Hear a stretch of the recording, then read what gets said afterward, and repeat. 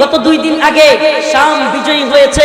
সুবহানাল্লাহ, রাসূলের ঘোষণা, শাম যদি বিজয়ী হয় আকসা মুক্ত হওয়ার দ্বার খুলে যাবে। সুবহানাল্লাহ, সুবহানাল্লাহ বলেন না? লব্বাইক ইয়া আকসা, রাজি আছেন তো ইনশাআল্লাহ? হাজির হ্যাঁ লব্বাইক ইয়া আকসা। ময়দানে ডাক আসলে আকসা বিজয়ের জন্য যুবকরা তৈরি থাকতে হবে ইনশাআল্লাহ। সুবহানাল্লাহ ওয়া বিহামদিহি। শামের বিজয় এটা চারটিখানি কথা নয়, অনেকে বুঝবে না। এই বিজয়ে কি পরিমাণ আনন্দ করছে আমি কল্পনা করতে পারবেন না। যুবকদেরকে নিয়ে কালেমার পতাকা নিয়ে মোটরসাইকেলে শুডাউন দিছি, রাত 12টা পর্যন্ত পোলাপানরে বিরিয়ানি খাওয়াইছি, সব দিয়ে এত আনন্দ পাইছি। কেন? শামের বিজয় এটা কত মুসলিমদের জন্য কত গুরুত্বপূর্ণ, তাৎপর্যপূর্ণ, এটা আপনি বুঝবেন না, আপনাকে বুঝতে দিবে না এই দাজ্জালি মিডিয়া আর তথাকথিত সুশীল এই গান্ডু বুদ্ধিজীবীরা। আপনাকে আমাকে বুঝতে দিবে না। এরা বলবে